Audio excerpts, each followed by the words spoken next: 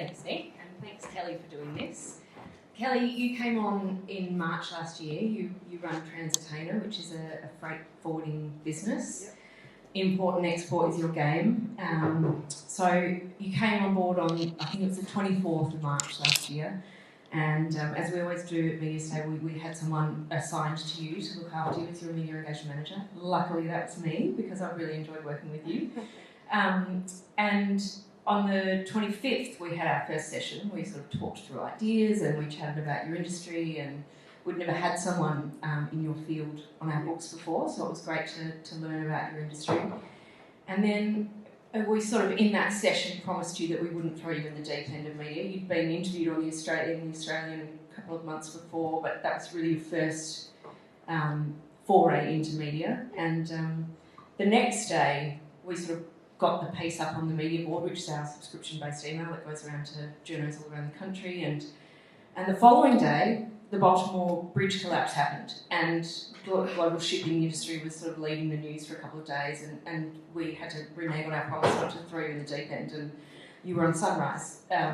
What was that like? Tell us about that.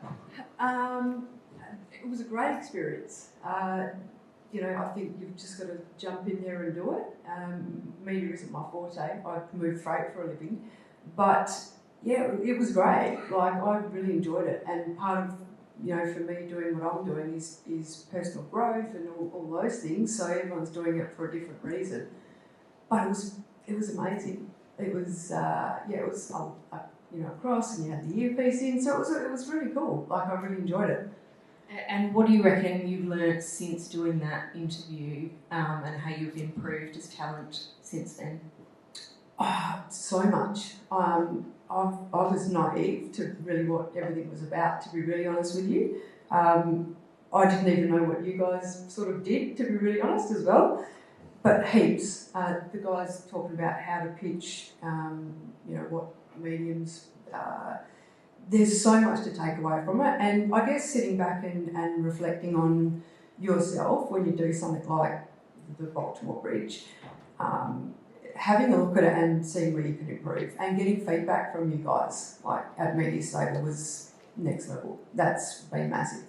We don't hold back sometimes. We make you watch the interviews and put you through that. It's cringeworthy and it's horrible, but it's so worth it. Yeah. So since then we've had our monthly media chats, and we talk about what's going on in the world of freight and what's going on in the world, and there's been a fair bit in the last year. There's been the Houthi rebels and the Red Sea, and all sorts of issues with piggybacking shipments. You've taught us about that in media, and obviously there's been lots of global shipping stories lately with the Trump tariffs. Yep.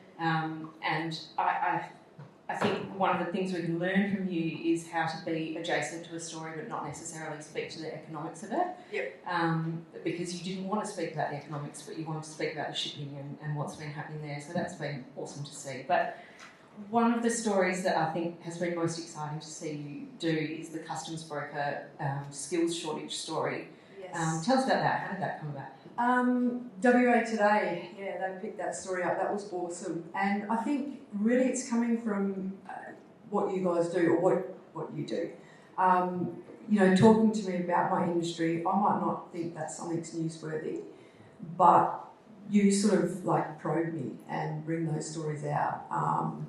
That story was massive, and in terms of the exposure that we got for the industry, it's huge. So we've had the skills shortage. We've had the most enrolments for our for a customs broker, pretty much ever. So it's going to improve the industry. Exposure for me as a business, obviously, was there. But yeah, it was amazing. And then that, like the guys were saying before, that got picked up from other. I think Daily Mail. It went national, so it made all the news. So it was massive, yeah. You got, I think it was first picked up by WA Today, and they ran the story, and then it got into 9 News, and that was put national out on the national network, and then Daily Mail after that. Yeah.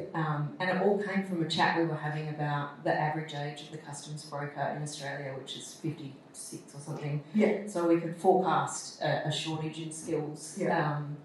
So that, I guess, is nice little example of how we work together, and it has been awesome seeing you develop as talent and be such a natural. And I think that's what people have probably got to learn from you. Yeah, and I think that's what you're saying before is, for me, I call a spade a spade. I say it how it is. I think, speaking to Nick, one of the other stories was obviously the wharf strikes, and I was kind of sick of the wharf striking all the time, and I was like, well, I just want to say my 2 cents worth and say it how it really is. Like, everyone was too scared to speak about the unions. Sorry, if anyone's in here. But, just be real, be raw, and I guess you guys giving feedback on that and picking my brain for stories, that is probably the biggest thing that I've got as well, is and probing me. Like, I'm so busy in my day that I don't get around to it. So it's you coming to me half the time going, hey, I've read this, what about this? I'm like, oh yeah, it's happening. So that's been a game changer. Awesome. Thanks so much for sharing your experience with us. And I just want to say that during the speed dating, as Neil referred to it before, the Media Stable team will be at our stable table. And if anyone wants to come and chat to us about what we do in the media engagement team, come and chat to us, talk about your yarn that you're pitching today, and we can help you refine it.